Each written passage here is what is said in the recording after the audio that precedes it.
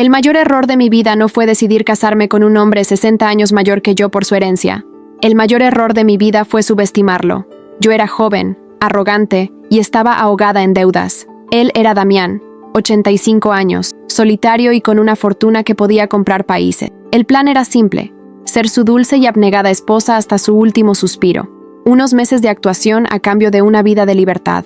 En mi mente, yo era la depredadora y él, la presa fácil. No me pregunté por qué su inmensa mansión parecía más una fortaleza que un hogar.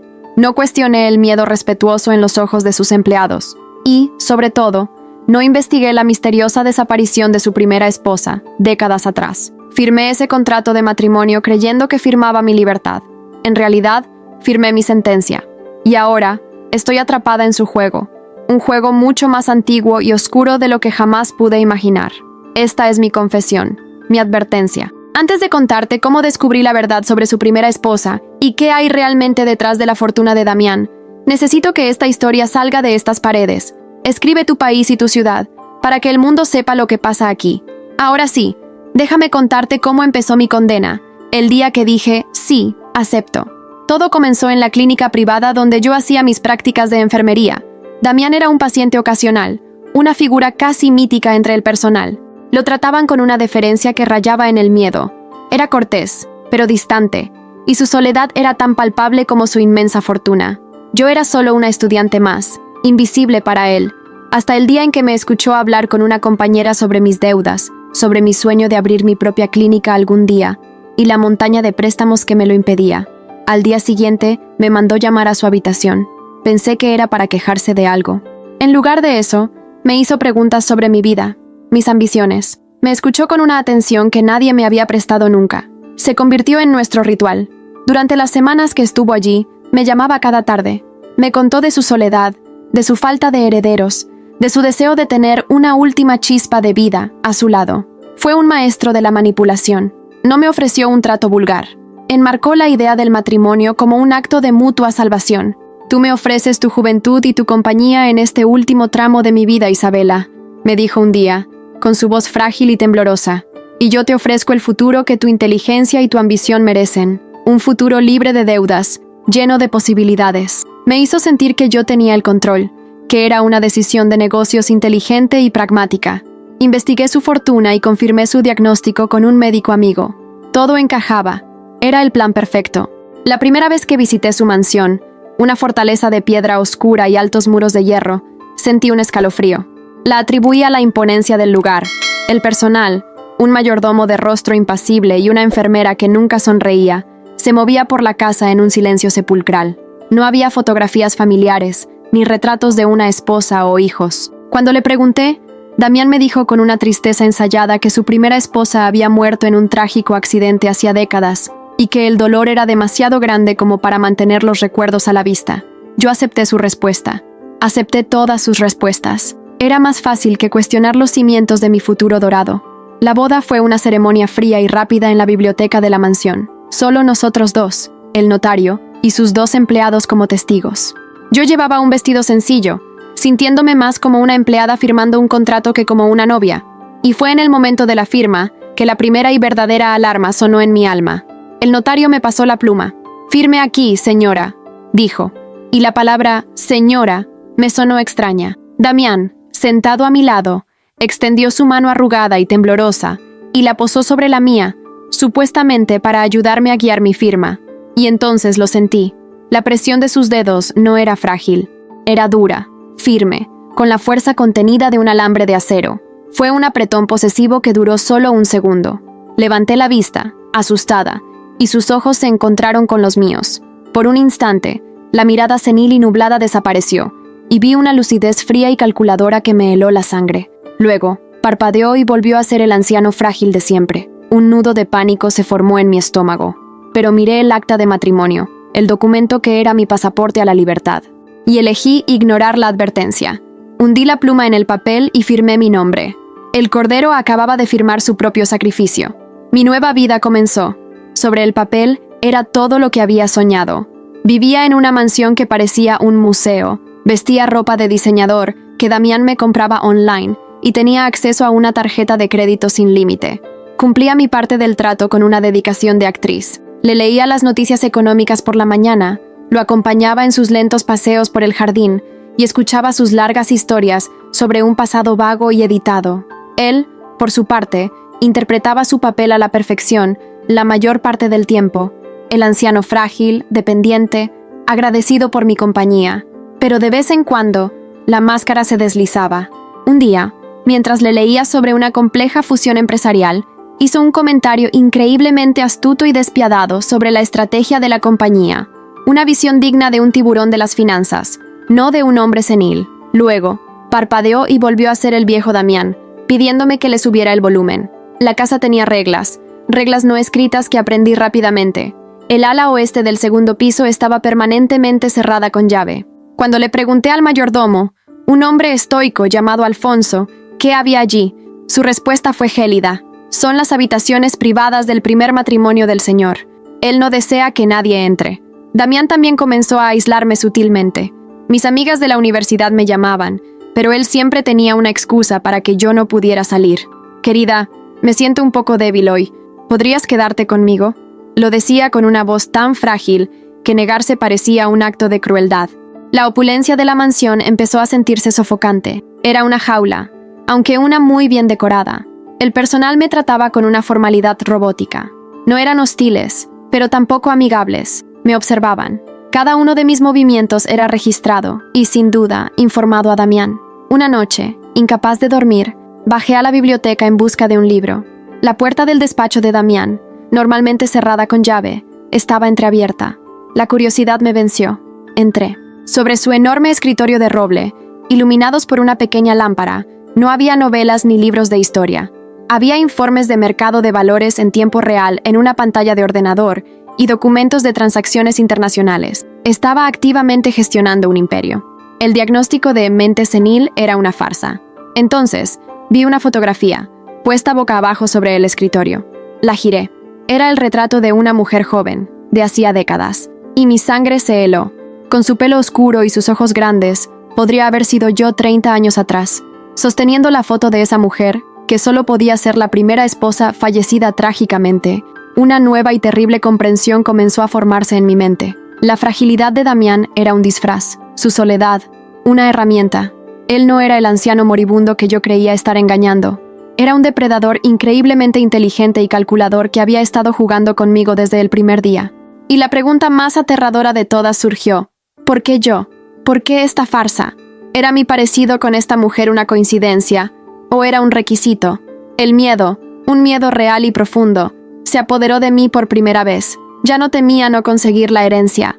Temía por mi propia seguridad. En ese momento de pánico, escuché un suave crujido en el suelo de madera detrás de mí. Me giré bruscamente. Alfonso, el mayordomo, estaba de pie en el umbral, su rostro inexpresivo como siempre, pero sus ojos estaban fijos en la foto que yo sostenía, y con una voz tranquila, pero que sonó como una sentencia, dijo: «La señora no debería estar en esta habitación».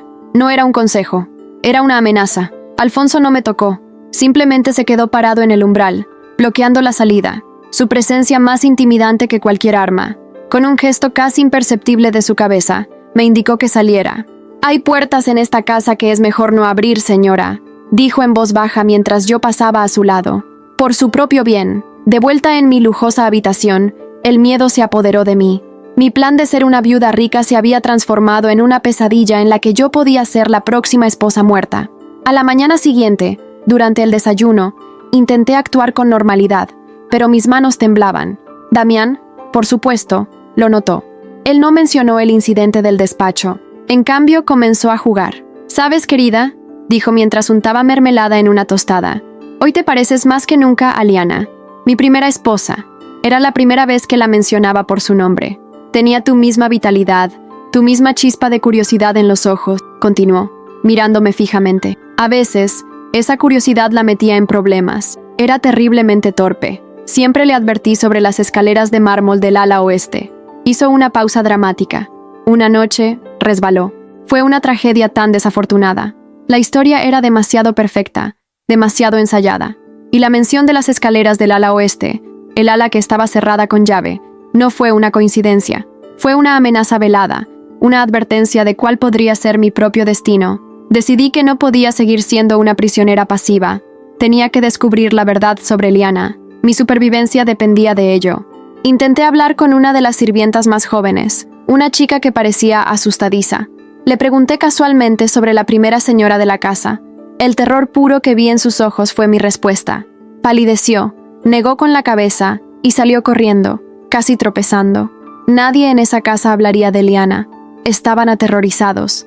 Esto solo confirmó mis sospechas. La historia de Liana no era una tragedia, era un secreto. Y la llave de ese secreto, estaba convencida, se encontraba detrás de la puerta cerrada del ala oeste. Mi obsesión se centró en esa puerta, el ala oeste del segundo piso. Pasaba horas mirándola desde el final del pasillo, imaginando lo que podría haber detrás. ¿Una habitación preservada como un santuario? ¿O la escena de un crimen? Me di cuenta de la aterradora verdad. Mi parecido con Liana no era una casualidad, era un casting. Damián no buscaba una esposa, buscaba un reemplazo, una actriz para interpretar un papel que había quedado vacante. Y si la actriz anterior había tenido un accidente, ¿qué me impedía a mí tener uno también? La necesidad de saber se convirtió en una cuestión de vida o muerte. Durante días, busqué una oportunidad, una llave olvidada. La encontré en el lugar más insospechado. Un viejo llavero colgado en el fondo de un armario de la despensa de la cocina, etiquetado como Almacén Oeste. Esa noche, esperé hasta que el silencio de la madrugada envolviera la mansión. Con el corazón martillando contra mis costillas y el llavero frío en mi mano temblorosa, me paré frente a la puerta prohibida. Probé una llave, luego otra, y a la tercera, el cerrojo giró con un sonoro clic que pareció resonar en toda la casa. Contuve la respiración y empujé la puerta. El aire que salió del ala oeste al abrir la puerta era viciado y frío, impregnado de un olor a polvo, a tiempo estancado y a algo más, un aroma químico y medicinal casi imperceptible.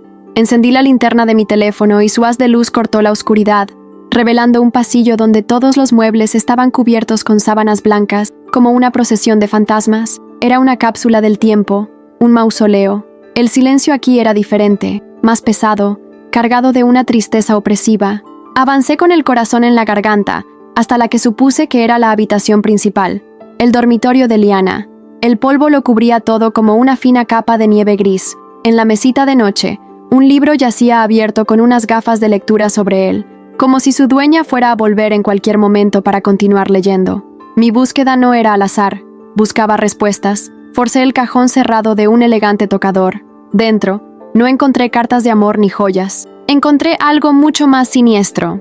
Una carpeta con archivos médicos a nombre de Liana, y junto a ella, varias cajas de viejos frascos de farmacia. Los viales contenían potentes sedantes y antipsicóticos. Leí los informes del médico, un psiquiatra. Las notas describían la creciente histeria, paranoia y confusión mental de Liana. Detallaban sus delirios de que Damián la controlaba, de que la aislaba del mundo, de que le era infiel. La verdad me golpeó con la fuerza de un puñetazo. Damián no la había matado con un cuchillo o una pistola. Su método era más cruel, más sádico. La había vuelto loca. O, más bien, había convencido a todo el mundo de que estaba loca mientras la drogaba hasta convertirla en un zombie en su propia casa. La caída accidental por las escaleras no fue un accidente. Fue el resultado inevitable de su plan. En el fondo de la carpeta, encontré un pequeño diario escrito por Liana. Las últimas páginas eran casi ilegibles, la caligrafía de una mente aterrorizada y confundida. Describía su sensación de estar atrapada, de dudar de su propia cordura. Y entonces, leí la última entrada, la que hizo que mi alma se congelara. Él ha encontrado a otra. Vi una foto de ella en su escritorio, una joven estudiante de enfermería. Pobre chica, no sabe que está entrando en mi misma tumba. Dejé caer el diario como si quemara. El horror me paralizó. No era solo que Damián fuera un monstruo, sino que yo no era un reemplazo. Yo era la siguiente en la secuencia. Liana sabía de mi existencia. Él ya me estaba casando mientras su primera esposa todavía vivía, prisionera en estas mismas habitaciones. Mi matrimonio no era un plan para obtener una herencia. Era el siguiente capítulo de su patrón de control y destrucción. Él no quería una esposa. Quería una muñeca a la que pudiera manipular, aislar y finalmente romper a su antojo. La jaula dorada no era solo para mantenerme dentro, era para destrozarme psicológicamente. En ese momento, en medio del silencio sepulcral del ala oeste, escuché un sonido que me devolvió a la realidad. Un crujido en el piso de abajo, Pasos, lentos, deliberados, acercándose a la escalera. Alfonso, el mayordomo, o peor, el propio Damián. Me apagué la linterna, sumergiéndome en la oscuridad total. Estaba atrapada en la habitación prohibida, con la prueba del asesinato de Liana en mis manos, y el asesino estaba despierto. El sonido de los pasos se detuvo justo frente a la puerta del ala oeste. Contuve la respiración, mi cuerpo congelado en la oscuridad. El pomo de la puerta comenzó a girar lentamente. En un movimiento de puro instinto, me deslicé dentro de un gran armario de caoba, dejando la puerta entreabierta a apenas 1 centímetro. La puerta de la habitación se abrió, y un haz de luz de una linterna cortó la oscuridad. Era Damián. No caminaba encorvado ni con pasos temblorosos. Se movía con la seguridad de un depredador inspeccionando su territorio. Paseó la luz por la habitación, examinando los muebles cubiertos, el polvo intacto. Después de 1 minuto que me pareció una eternidad, pareció satisfecho. Salió y volvió a cerrar la puerta con llave. Esperé en la oscuridad del armario, con el corazón martilleando, durante casi 1 hora antes de atreverme a salir. Mi plan original, mi estúpido y arrogante plan, se había hecho cenizas. La herencia, el dinero, todo eso ya no importaba. Solo había un objetivo: salir de esa casa con vida. Sabía que no podía simplemente marcharme. Las puertas estaban vigiladas, y Alfonso y el personal eran sus carceleros. Si mostraba el más mínimo signo de pánico, Damián sabría que yo había descubierto algo. Tenía que dar la mejor actuación de mi vida. Guardé el pequeño diario de Liana en el forro interior de mi abrigo. Era mi única prueba, mi único seguro de vida. Volví a mi habitación justo antes del amanecer y me metí en la cama, mi mente trabajando a toda velocidad. Necesitaba una razón para salir de la mansión, una razón que pareciera una emergencia incontrolable y que me llevara a un lugar público, lejos de los médicos privados de Damián. Y entonces, recordé algo de mi pasado, una debilidad real que podía usar como mi mayor fortaleza, una alergia severa a los mariscos que no había mencionado a nadie en esta casa. Durante el desayuno, interpreté mi papel. Sonreí. Le leí los titulares a Damián. Le serví el té. Él me observaba, sus ojos fríos buscando cualquier fisura en mi fachada. El menú de esa mañana, preparado por el cocinero, incluía una pequeña ensalada de acompañamiento. Vi los diminutos trozos de camarón mezclados en ella. Era mi oportunidad. Con una mano temblorosa, tomé un bocado, asegurándome de que Damián me viera. Unos minutos después, comenzó la reacción. Primero, la picazón en la garganta. Luego, la dificultad para respirar, las ronchas rojas que empezaban a aparecer en mi cuello. No tuve que actuar mucho. La reacción alérgica era real y violenta. Comencé a toser, luchando por tomar aire. El pánico en el rostro de Damián pareció genuino, pero supe que era el pánico de un coleccionista que ve a su valiosa posesión dañarse. Alfonso entró corriendo. «Llama a su médico privado», ordenó Damián. «No», jadeé, luchando por hablar. Mi alergia es muy específica. Mi doctor está en el Hospital Público San Juan. Tienen mi historial. Llévenme allí». Era una apuesta desesperada. Un hospital público, lleno de gente, de caos, de cámaras. Un lugar donde sería mucho más difícil para ellos controlarme. Damián dudó un instante, sus ojos calculadores sopesando las opciones, pero mi estado empeoraba visiblemente. «Haz lo que dice», le gritó a Alfonso. Mientras Alfonso corría a por el coche, Damián se acercó a mí, y en su mirada vi una mezcla de preocupación y una fría y brillante sospecha. Estaba saliendo de la jaula, pero no sabía si me dirigía a la libertad o a una trampa aún más grande. El viaje al hospital fue una tortura. Sentía los ojos de Damián clavados en mí desde el asiento de atrás. Su sospecha era una presencia física en el coche. Alfonso conducía a toda velocidad. Llegamos a la caótica sala de urgencias del Hospital San Juan. Tal como yo había previsto, el nombre Damián de la Torre no significaba nada aquí. Alfonso intentó exigir una habitación privada, un trato preferencial, pero solo consiguió que una jefa de enfermeras agotada lo mandara a sentarse y esperar como todo el mundo. Era el caos perfecto. Me llevaron en una camilla a la zona de tratamiento, un laberinto de cortinas y camas separadas por apenas 1 metro. Una doctora me administró una inyección de epinefrina, y mi reacción alérgica comenzó a ceder de inmediato. Esta era mi ventana. Mientras la enfermera se giraba para registrar mis datos, arranqué la vía intravenosa de mi brazo, me deslicé fuera de la cama y me mezclé con el flujo de gente en los pasillos. Nadie se fija en una mujer más en un hospital abarrotado. Conocía ese lugar de mis prácticas. Sabía de una salida de servicio al final de un pasillo de mantenimiento. En menos de 5 minutos, estaba fuera, en la calle, respirando el aire contaminado de la ciudad, que en ese momento me supo a la más pura libertad. Tenía solo el abrigo que llevaba puesto, mi teléfono, que apagué de inmediato para evitar el rastreo, y, lo más importante, el diario de Liana escondido en un bolsillo interior. Mi primer destino no fue la policía. Sabía que los abogados de Damián podrían enterrar la historia durante años. Necesitaba un arma más rápida y más letal, la opinión pública. Usando un teléfono público, llamé a la línea directa de un conocido periodista de investigación. Le di la información de forma anónima. Tengo pruebas de que la muerte de Liana de la Torre, la primera esposa del multimillonario Damián, no fue un accidente. Su diario lo cuenta todo, y su actual esposa, Isabella, acaba de desaparecer misteriosamente. Le di el nombre del hospital y colgué. Había encendido la mecha. Mi última llamada fue al número privado de la mansión. Damián contestó al primer tono. Su voz era un siseo de furia contenida. ¿Dónde estás? Estoy en un lugar seguro, Damián. Le respondí con una calma que lo descolocó. Un lugar donde no puedes alcanzarme. Y por cierto, un periodista muy famoso está muy interesado en leer el diario de Liana. Escuché su respiración entrecortada al otro lado de la línea. El gran maestro del ajedrez acababa de darse cuenta de que había perdido el control del tablero. No te atreverías, dijo. Oh, claro que sí, respondí. A menos que hagamos un último trato, nuestro trato final. Vas a transferir una suma considerable a una cuenta que te indicaré. Vas a firmar los papeles de divorcio, citando abandono del hogar, por tu parte, y vas a desaparecer de mi vida para siempre. A cambio, el diario de Liana y tu secreto morirán conmigo. Se hizo un largo silencio. Podía casi oír su mente trabajando, buscando una salida, una contrajugada, pero no la había.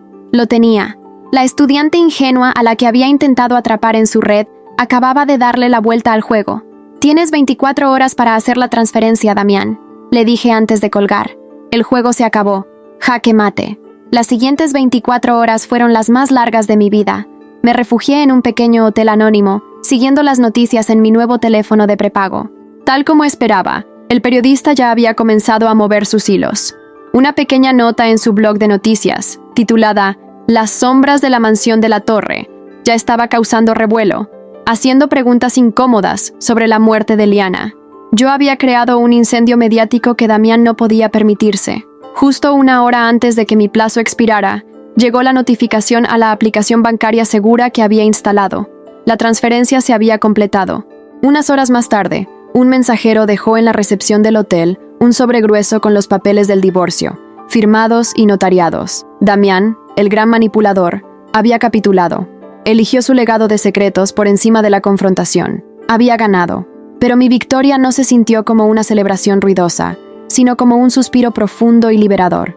Con el dinero y mi nueva libertad, no volví a mi antigua vida. Desaparecí. Me mudé a otro país, adopté un nuevo apellido y terminé mis estudios de medicina. Usé el dinero de Damián, esa fortuna construida sobre el control y el dolor, para financiar la clínica con la que siempre había soñado. No una clínica de lujo para los ricos, sino una fundación en un barrio humilde, dedicada a ayudar a mujeres a escapar de situaciones de abuso y a reconstruir sus vidas. El dinero que él usaba para aprisionar, yo lo usaría para liberar. Años después, leí en un periódico internacional la breve nota sobre la muerte de Damián de la Torre, a los 92 años, solo en su inmensa mansión. La noticia no me produjo ninguna emoción. Era simplemente el epílogo de un libro que yo había cerrado hacía mucho tiempo. A menudo pienso en la partida de ajedrez que Damián creía estar controlando. Entré en su juego como un peón, una pieza sacrificable, creyendo que podría convertirme en reina al capturar al rey. Pero la lección más grande que aprendí en esa casa oscura fue que el verdadero poder no consiste en ganar el juego de otro, consiste en tener el valor de patear el tablero y empezar a construir el tuyo propio. Mi verdadera herencia no fue el dinero de Damián, fue la sabiduría forjada en el fuego del miedo. El dinero fue solo una herramienta, la indemnización por los daños causados a mi alma y a la de Liana.